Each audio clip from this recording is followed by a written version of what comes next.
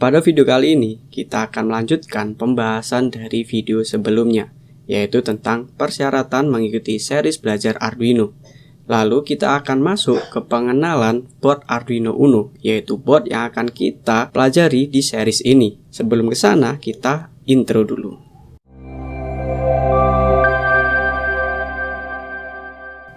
Apakah videonya ada yang aneh? Di video sebelumnya, yang kalian lihat di video ini adalah Andi. Nah, Andi itu bertugas untuk menyampaikan materi di awal pertemuan ini. Untuk selanjutnya, saya yang akan memandu teman-teman semua dalam belajar Arduino di channel Elektronika Indonesia. Saya Pradana Yoga, kita mulai belajarnya.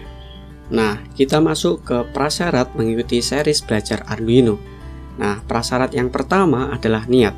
Niat untuk dorongan pertama teman-teman mengikuti series belajar Arduino ini.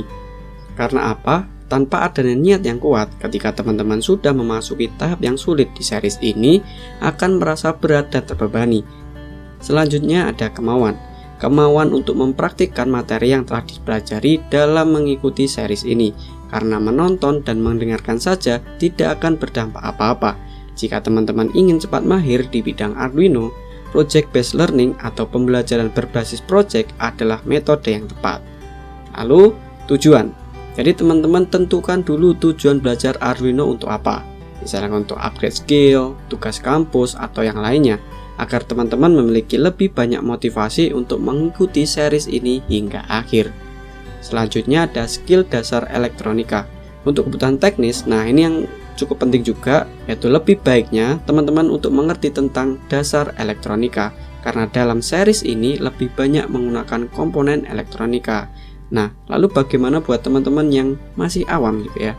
Tentunya teman-teman bisa belajar sambil jalan mengikuti series ini. Buat teman-teman yang serius ingin belajar Arduino, jangan stop videonya sampai sini, oke? Selanjutnya ada dasar pemrograman. Selain merakit komponen elektronika, teman-teman juga akan menuliskan program. Oleh karena itu, pemahaman terkait algoritma dan logika dasar sangat diperlukan.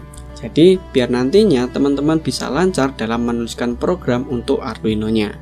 Yang terakhir yaitu tentu saja kita membutuhkan device. Teman-teman membutuhkan laptop untuk mengikuti series ini, karena nantinya kita akan banyak menuliskan kode program Arduino di laptop. Kemudian, programnya akan kita upload ke board Arduino. Dalam praktiknya, kita akan banyak menggunakan laptop atau PC ya. Selain menggunakan laptop atau PC, kita juga akan menggunakan board Arduino Uno. Yaitu seperti ini bentuknya. Nah, untuk sejarah Arduino dan bagaimana perkembangannya bisa tonton video sebelumnya karena kita sudah bahas di video tersebut. Di Arduino sendiri banyak jenisnya. Ada Arduino Uno, Arduino Mega, Arduino Pro Mini dan dikategorikan ke dalam Arduino Family. Lalu, kenapa kita menggunakan Arduino Uno?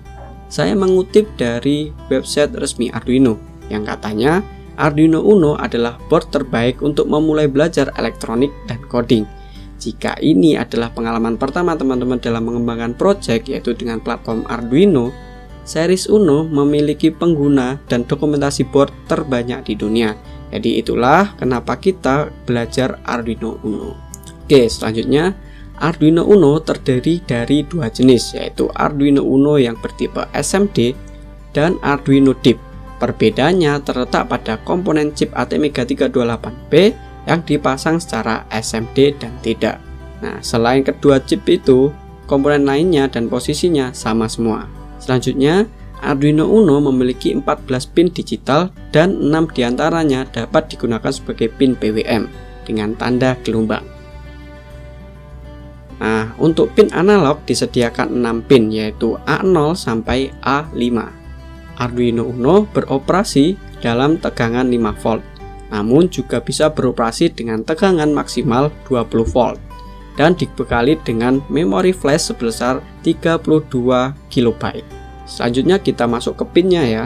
Berikut adalah fungsi pin atau pin out Arduino Uno. Yang pertama kita jelaskan dulu tentang komponennya yaitu USB dan power. USB yang digunakan adalah USB Type B.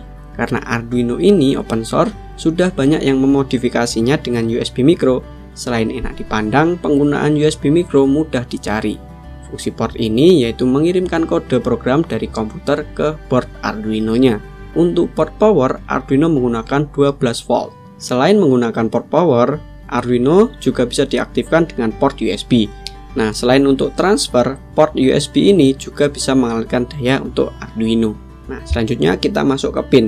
Pin yang pertama adalah pin serial, yaitu pin 0 dan pin 1 sebagai RX dan TX. Fungsinya untuk menerima dan transfer TTL serial data. Port serial biasanya untuk menginstal bootloader, jadi untuk memasukkan platform Arduino ke dalam chipnya. Selanjutnya ada pin PWM, yaitu pin 3, 5, 6, 9, 10, dan 11. Pin PWM adalah pin yang outputnya dapat kita atur. Pin PWM bekerja sama dengan pin analog. Fungsi dari pin ini misalnya untuk mengatur kecepatan sebuah motor atau dinamo. Jadi dengan pin PWM kita bisa mengatur kecepatannya karena kita bisa atur output dari pin tersebut. Selanjutnya pin digital, yaitu ada di pin 2, 4, 7, 8, dan 12. Pin digital mengeluarkan output 1 dan 0, yaitu 1 bernilai true dan 0 bernilai false atau hidup dan mati. Buat teman-teman yang ingin membuat project dengan LED, gunakan pin digital ya. Selanjutnya pin LED built-in yang terdapat di pin 13. Pada Arduino terdapat LED yang sudah tertanam di boardnya. Untuk mengoperasikan LED ini, gunakan pin 13. Selanjutnya ada pin analog, yaitu A0 sampai A5. Pin analog difungsikan untuk input saja, tidak bisa untuk output. Nah, berbeda dengan pin digital yang bisa input dan output. Nah, seperti namanya, pin analog hanya bisa menerima data analog, misalkan dari sensor-sensor yang jenisnya analog. Selanjutnya ada pin power, yaitu ada di pin 3,5 volt, 5 volt, dan V-in. Ada juga 3 pin untuk ground atau GND. Pin ini berfungsi untuk menyalurkan daya listrik ke input atau output yang kita gunakan. Nah, misalkan kita menggunakan sensor ultrasonik gitu ya. Di situ pasti ada yang namanya input dan output untuk power. Yang pertama ada tegangannya bisa pakai 3,3 volt atau V-in atau 5 volt. Dan untuk groundnya bisa dimasukkan ke dalam pin GND. Itu fungsinya di pin power. Oke, begitulah pembahasan di video kali ini. Kalau misalkan teman-teman ada yang belum dipahami, boleh teman-teman tuliskan pertanyaannya di kolom komentar. Tanyakan apa yang teman-teman belum pahami. Terima kasih sudah menonton video ini sampai akhir. Jangan lupa untuk like dan subscribe. Semoga videonya bermanfaat. Kita bertemu di video selanjutnya.